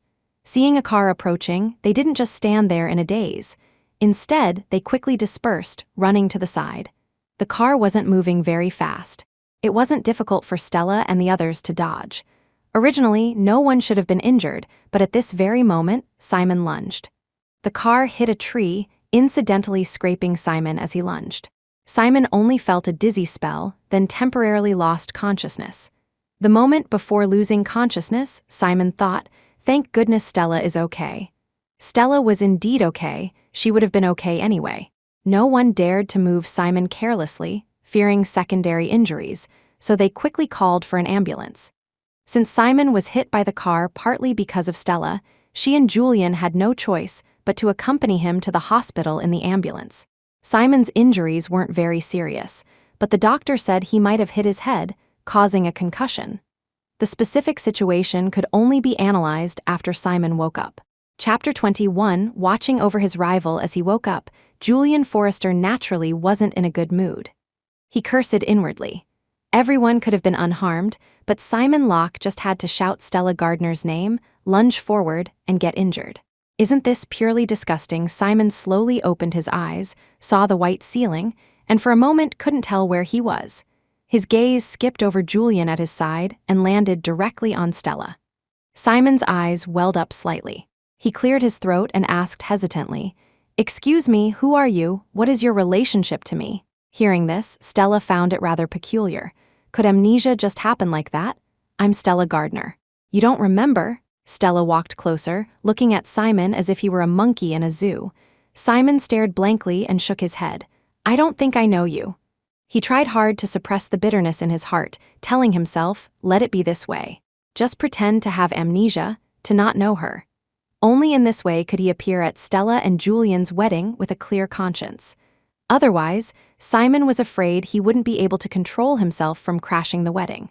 But in that case, the one who would be hurt would only be Stella. Simon lowered his gaze, feigning indifference. Excuse me, where are my parents? Are you the ones who brought me to the hospital? Simon had never thought his acting skills could be so superb one day. He tried to deceive himself, telling himself he had lost his memory. Julian scrutinized Simon, a flicker of an unidentifiable meaning in his dark eyes. We are not the culprits who put you in the hospital. We are just kind passersby. The nurse has already notified your family. They should be here soon. Julian wasn't entirely sure if Simon had truly lost his memory, but it didn't matter. If he wanted to pretend, it was best he kept pretending forever. Learning that Simon might have genuinely lost his memory, Stella suddenly found him rather uninteresting. Before, she had been waiting to see Simon's pained and regretful expression. The thought of that scene could make Stella happy enough to eat an extra bowl of rice. But now, suddenly Simon had amnesia. What was the point of all her previous efforts? She couldn't make him suffer anymore. This wouldn't do. As the doctor came to examine Simon, it was confirmed that amnesia was indeed a possibility. Seeing Simon's family arrive, Stella and Julian left. Simon, have you really lost your memory? How much do you remember? Do you still remember your father and me? Eleanor Locke pulled Richard Locke to stand before Simon. Ethan Locke also quickly chimed in. What about me? I'm your younger brother. Do you still remember me? Simon rubbed his temples, looking somewhat helpless. Of course, I remember you all. But this lady? His gaze towards Clara Jennings carried a hint of confusion. Ethan quickly explained that she was his wife.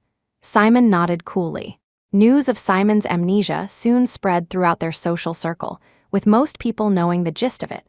Previously, they had been lamenting this young master's obsession with Julian's fiancée. Now that the amnesia news was out, many people's minds started to stir.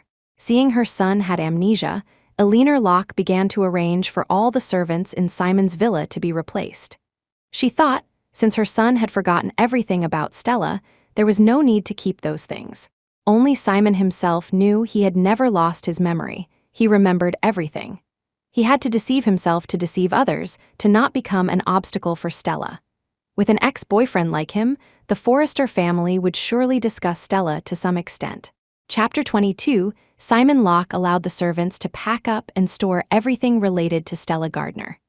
Only the roses in the courtyard, Simon did not allow the servants to remove.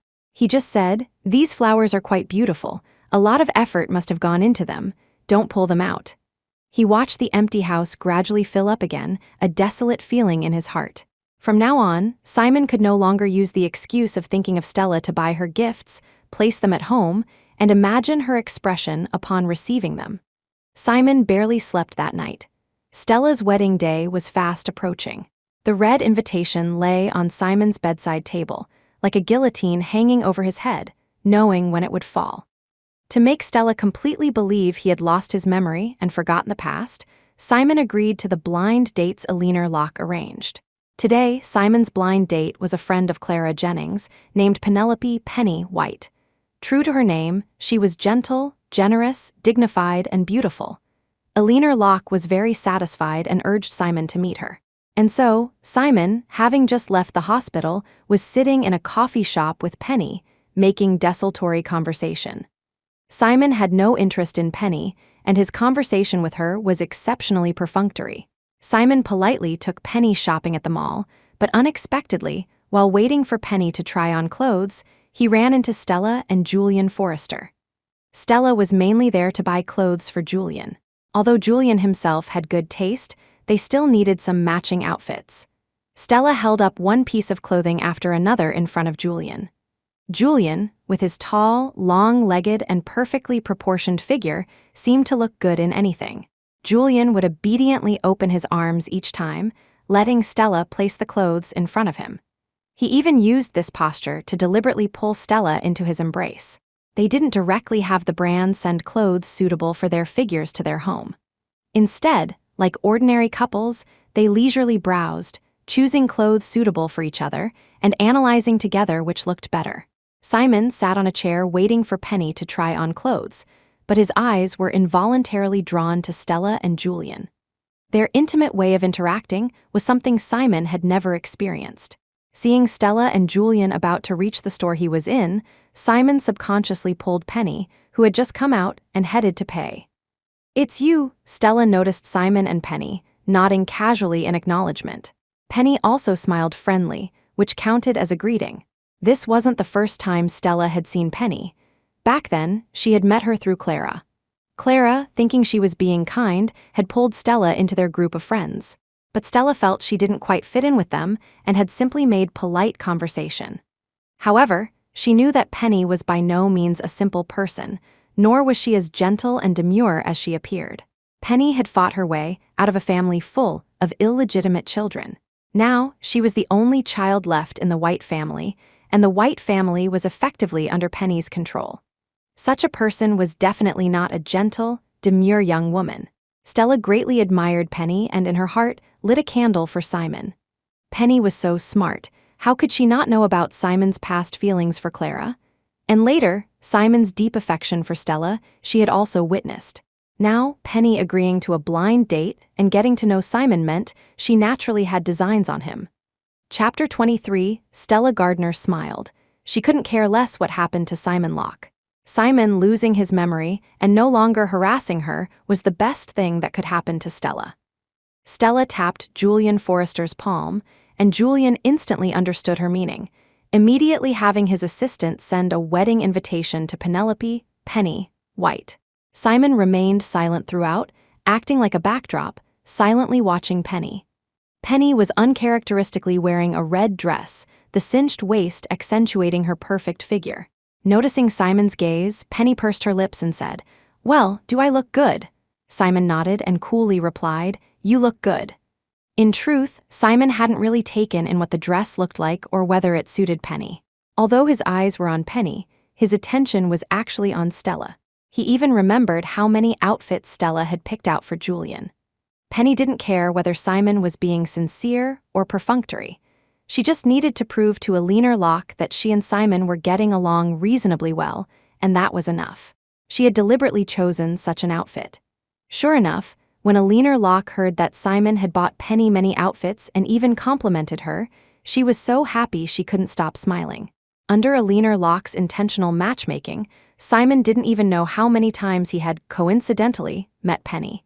Even at Stella's wedding, Penny sat at the same table as him. Stella and Julian's wedding was incredibly grand. Countless drones flew overhead, scattering a deluge of rose petals and painting colorful trails in the sky, transforming the world into a riot of passionate color.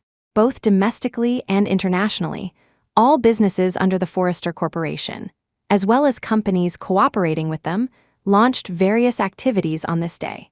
Simply by posting a congratulatory message to Julian and Stella, one could receive various gifts. The entire city was celebrating Julian and Stella's marriage. Even many children were taught a few congratulatory phrases by their parents. The guest-filled venue was also projected with images of shooting stars, making everything seem utterly dreamlike. Mr. and Mrs. Gardner walked Stella slowly down the aisle. Beneath the white veil, her partially hidden beauty was breathtaking. The dress Stella wore was hand-sewn, stitch by stitch, by a professional designer, with crushed diamonds and pearls.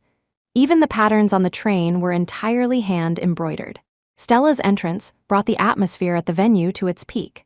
Simon sat in a corner watching Stella walk step by step towards Julian. He could barely control his body. Simon involuntarily stood up, touched the ring box and the 2 good luck charms in his pocket.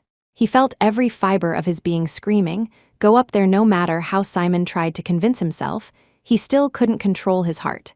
Chapter 24, he couldn't help it. He was still in love with Stella Gardner.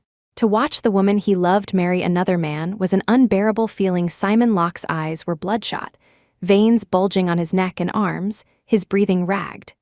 Julian Forrester and Stella, witnessed by all, solemnly exchanged vows and rings. The wedding ring Julian had prepared for Stella was a rose design he personally participated in creating. The diamond set in it was a rare, deep red diamond the Forrester Corporation had just mined from South Africa, and Julian's ring used some of the offcuts from the red diamond, fashioned into thorns entwined end to end, protecting the rose. After exchanging rings, Julian lightly kissed the hand on which Stella wore the ring. "In my life, you will always be my only one." Stella was so moved she covered her lips, tears instantly streaming down, her voice trembling as she spoke. "Me too." Simon finally couldn't hold back. Just as he was about to move, Penelope Penny White, sitting beside him, smiled gently, grabbed his hand, and forcefully pushed him back down into his seat. Even Simon hadn't expected the gentle, quiet Penny to possess such strength. "Simon, are you all right?" Penny said, even prying open Simon's tightly clenched hand that held the ring box. Simon, having been restrained in time, had lost his earlier courage. The ring box slowly slipped from his hand, and Penny caught it just in time. Coincidentally, at that moment, Stella turned and threw her bouquet. As luck would have it, the bouquet landed right in Penny's arms. Penny smiled. Amidst the teasing cheers of the crowd, she tightly gripped the ring box and, looking at Simon, said word by word, "See, even fate favors us, don't you agree, Simon?" Simon had absolutely not expected Penny to make such a move in his eyes. Penny hadn't shown much interest in him either. Jason translated text. "No, that's not right." Simon shook off Penny's hand. But his refusal was drowned out by the crowd's clamor. Simon looked at the happily embracing Stella and Julian, feeling his heart bleed. "You were the one who wanted to feign amnesia. You should have carried it through," Penny whispered in Simon's ear. Simon was almost angered to the point of laughing. Yes, everything now was of his own making. Simon admitted he still couldn't be magnanimous, couldn't bear to watch the woman he loved marry another man. But what was done was done. What could he do? Simon didn't even know how he managed to watch the entirety of Stella's wedding. After returning home, Simon opened the basement door and locked himself inside. The basement held everything related to Stella, including the gifts Simon had bought for her over the years. He touched each one, whether it was a painting Stella had once given him or clothes Stella had once worn. Simon stayed in the basement for a very, very long time. Finally, he decided to anonymously mail all the unsent gifts to Stella. No matter how Stella handled them, at least his intentions had been conveyed. After Stella and Julian returned from their honeymoon, she saw the anonymously sent package at the company. Chapter 25, Stella Gardner opened the package and found various items inside. Some were beautiful pieces of jewelry, others a simple, scented bookmark. She didn't even need to guess who had sent them. Julian Forrester, of course, also recognized them at a glance. His eyes deepened, and he lightly squeezed the soft flesh at Stella's waist, half threateningly. "I wonder which admirer of yours sent these gifts. Think carefully, are you sure you want to keep them?" If Stella dared to say yes, she was certain Julian, that jealous man, would definitely fly into a rage. Stella just felt a tickle at her waist and couldn't help but laugh. No, I'll leave them all for you to handle, hubby," Stella deliberately teased Julian. Unfortunately, Julian was thick-skinned and didn't blush or show any sign of a racing heart, just coolly grunted in acknowledgement. Seeing the CEO and his wife bantering and their obviously strong relationship, the employees of Forrester Corporation felt like their teeth were about to rot from all the sweetness. Simon Locke did not end up with Penelope Penny White. Instead, it was a leaner Locke who seemed bewitched by Penny, insisting that Simon marry her. Later, seeing Simon stubbornly refuse, she changed her tune and said she wanted to adopt Penny as her goddaughter. Simon remained quiet for a long time, so long that people were about to forget the entanglement between him and Stella. But Simon asked himself, had he really given up? No, he had never given up from beginning to end. From the day of Stella and Julian's wedding, Simon had figured it out. Stella was the type who couldn't tolerate any impurity in a relationship, not even the slightest hint of disloyalty. If Simon tried to compete with Julian when Stella loved Julian the most, it would only lower his own standing in Stella's heart. But what if Julian, in Stella's eyes, also became like him? After all these events, Simon understood a principle. That is, to lift someone to the highest point and then let them fall hard that hurts the most. Previously, Stella had swiftly withdrawn when Simon loved her most, plunging him into irretrievable despair. Now, Simon wasn't about to let Julian easily win the beauty. Simon knew that when emotions ran deep, self-deception was possible, so he deliberately didn't make his move during Stella and Julian's newlywed phase or their honeymoon period. He knew best what Stella detested. Simon planted a girl named Sylvia Spencer, who bore a 5/10 resemblance to Stella, in the Forrester Corporation. After Simon's training, Sylvia's behavior and habits gradually aligned with Stella's. Her original 5/10 resemblance, enhanced by her temperament and other factors, became a striking 7 or 8/10. Sylvia didn't need to be exactly like Stella. On the contrary, she needed some unique characteristics. Simon was very satisfied with Sylvia's current state. Sometimes, when he saw Sylvia, he would feel a sense of daze. Chapter 26, Sylvia Spencer smoothly entered Forrester Corporation. She was capable, lively, and cheerful, quickly winning the affection of many. The CEO and his wife weren't easily accessible, so Sylvia wasn't in a hurry, focusing first on building good relationships with her colleagues. The coffee shop was undoubtedly the company's gossip hub. Even at Forrester Corporation, many colleagues would chat about gossip while resting there. Besides some celebrities or entertainment news, the most discussed topics were Mr. Forrester and his wife. Our Mr. Julian Forrester is not only handsome, but also incredibly capable. I really envy his wife. She has endless money without having to do anything, a female colleague said enviously. Immediately, someone else chimed in, exactly. Don't just talk about Mr. Forrester isn't our CEO's wife, Miss Gardner, also beautiful and capable? Yeah, if I were half as beautiful and half as smart as her, I wouldn't work so hard. At this point, a few female colleagues suddenly noticed Sylvia, who was smiling nearby, and gossiped. Hey, Sylvia actually looks a bit like our CEO's wife. Do you think Sylvia might be a relative of the CEO's wife? Wow, an undercover visit? The colleagues were just joking casually. Sylvia quickly waved her hands in embarrassment, saying, I'm just lucky to look a bit similar. There are many people in the world who look alike. The colleagues continued the conversation, talking about people who looked alike. They spoke without thinking, but someone took it to heart. In a company as large as Forrester Corporation, there were bound to be a few incompetent individuals who relied on connections and unsavory methods. And Ken Adams, a manager, was one of them. He happened to take Sylvia and her colleagues' conversation seriously. Based on Ken Adams's personal abilities, he had no chance of further promotion. So, he set his sights on Sylvia. Sylvia was just a junior employee. When Ken Adams asked her to do work, she couldn't refuse and could only follow his instructions, helping him deliver some documents. After several times, coupled with Ken Adams deliberately keeping an eye on Julian Forrester, Julian actually encountered Sylvia a few times.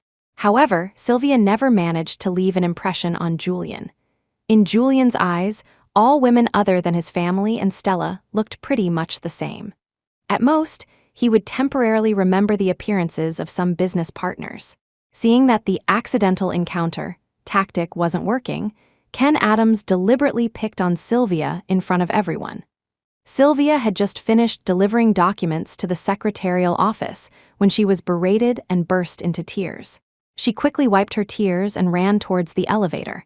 The CEO's private elevator opened, and Sylvia bumped right into Julian.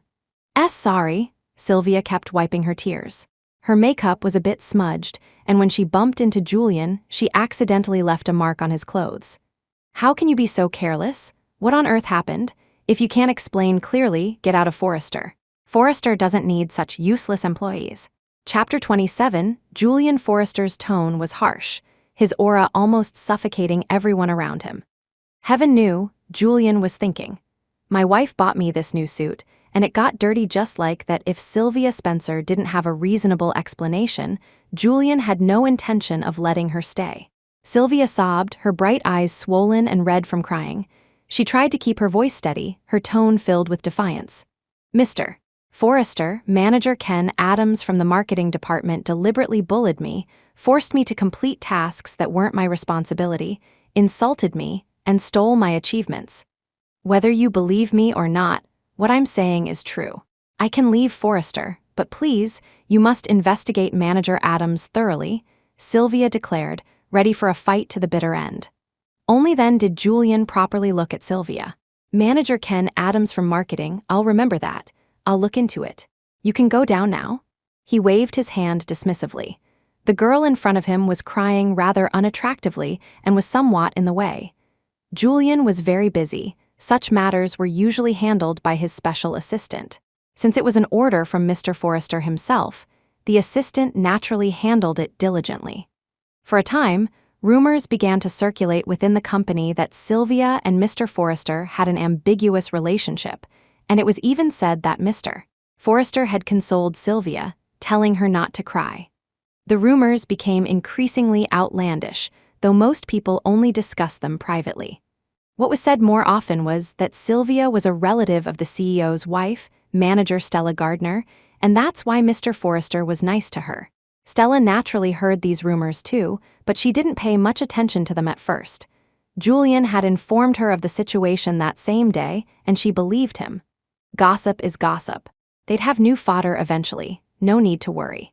But as time went on, the gossip about Sylvia and Julian grew, and someone even provocatively sent her many ambiguous photos.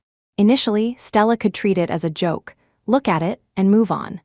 But recently, Sylvia had even added her as a contact and sent some rather suggestive messages and photos. Regardless of whether they were real or fake, Stella just found it annoying. She directly handed these over to Julian to deal with. Stella knew Julian's personality and methods. Sure enough, when Julian saw those photos and suggestive messages, he was so angry he almost smashed Stella's phone on the ground. Julian immediately knew that someone was deliberately trying to discuss them, to undermine them, unable to bear seeing them as a harmonious couple. Abroad, Stella and Julian had experienced life and death situations together. Such experiences had allowed them to completely open their hearts to each other. Such tactics now were utterly insufficient to drive a wedge between Stella and Julian. A few words were enough for them to explain things clearly to each other. They both had mouths and wouldn't let misunderstandings arise. Leave it to me. I'll give you a satisfactory explanation. Julian tapped his fingers on the desk, his sharp eyes narrowing slightly. Stella knew someone was about to be unlucky. Chapter 28, Stella Gardner and Julian Forrester had reviewed Sylvia Spencer's background and naturally noticed the changes in her. How could a person's style of dress and habits change so rapidly and without reason in such a short time? There had to be someone directing her from behind the scenes. Manager Ken Adams was incompetent and had been dealt with early on. He clearly wasn't the person behind Sylvia. That person could be someone within the company or someone else outside. Stella's eyes suddenly glinted, and she deliberately poked Julian. Well, wanna act out a scene with me? A playful, wicked smile touched Julian's lips. Of course, it would be my honor. With that, Julian tipped Stella's chin with his fingertip and pressed a kiss onto her lips. Sylvia hadn't been fired yet. Julian deliberately had her do menial tasks in the secretarial office. The secretarial office was incredibly busy.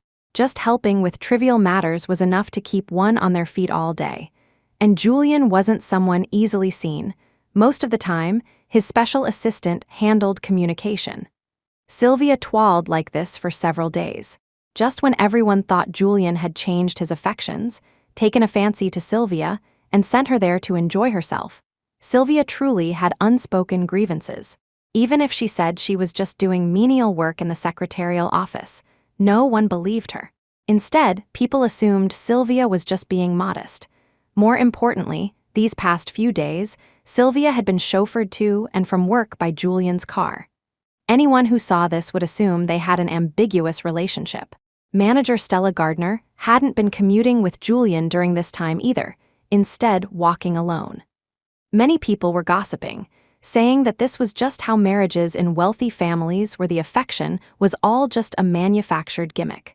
In the end, they all played their own games. Simon Locke had been keeping a close watch on everything related to Stella. He had also seen the news coming from Sylvia's side.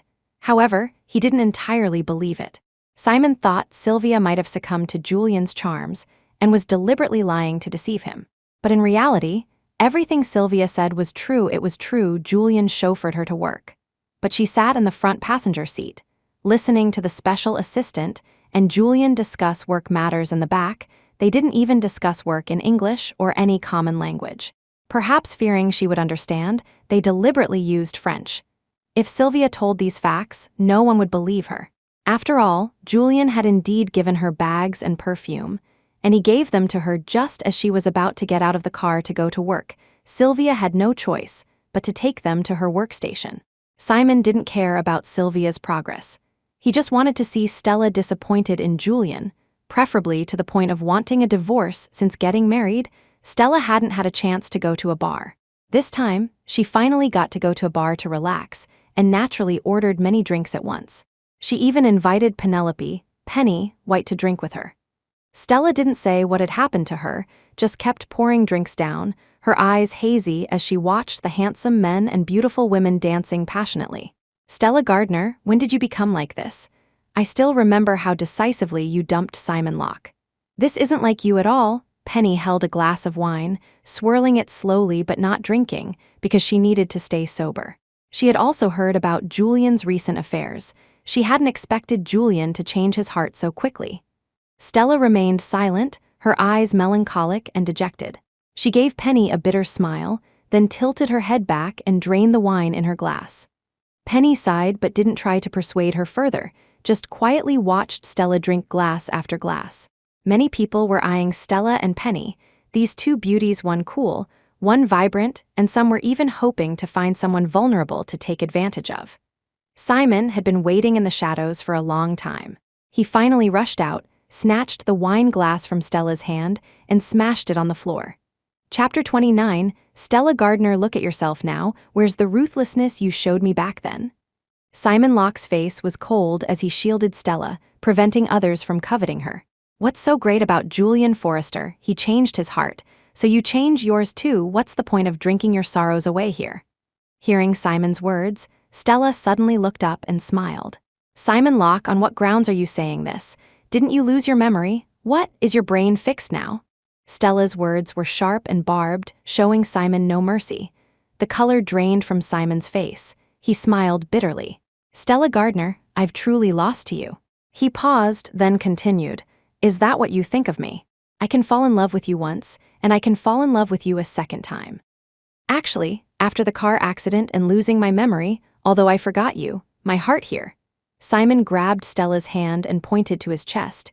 It was still beating wildly for you even if I forgot our past. My body's memory kept reminding me that I still loved you. As Simon spoke, he seemed somewhat vulnerable. Hearing this, Stella suddenly burst out laughing. Simon Locke, you can deceive yourself, but you can't deceive me. You never lost your memory, did you? This whole Sylvia Spencer affair, that was you too, wasn't it? Stella grabbed Simon's collar, questioning him. Actually, Stella wasn't 100% sure. These past few days, Julian had used this opportunity to thoroughly investigate Forrester Corporation from top to bottom, uncovering a few bad apples, but none were related to this incident. Stella knew that. If it wasn't someone from within Forrester Corporation, then the scope of suspicion narrowed considerably. A few people in the Forrester family disliked Julian, and on Stella's side, there was Simon. Simon was full of flaws and inconsistencies. Stella knew him so well. How could she not guess? She just hadn't expected Simon's acting skills to have become so good. Seeing his little scheme exposed by Stella, Simon said helplessly, Stella Gardner, you're truly clever. Everything I did was for you. I just want to stay by your side, even without a title is fine. Simon compromised. No matter what, he still didn't want to let go. Julian Forrester is an ordinary man too. He can also change his heart. You can change your heart too. Just make sure that when you do, your first choice is me. Simon's tone was as gentle as if coaxing a child, but the madness in his eyes threatened to swallow everything. Stella's mind was filled with confusion and disbelief. Simon had gone mad to a degree she couldn't comprehend. I think my wife won't be needing that. I am forever loyal to my wife. Changing one's heart is something only incapable and fickle people do. Julian Forrester appeared in time, pulling Stella into his embrace, confronting Simon head-on. The evidence of Simon instigating Sylvia to maliciously damage his reputation had been mostly collected. Julian had already presented this to Mr. and Mrs. Locke. If Mr. and Mrs. Locke couldn't properly restrain Simon, Julian would teach him a lesson. Mr. Locke, you should worry about yourself. Julian escorted Stella out of the noisy bar. The next second, Mr. and Mrs. Locke's call came through to Simon's phone. Simon's expression instantly turned ugly. After today, many of Simon's privileges were restricted, and he himself was forcibly sent abroad for tempering.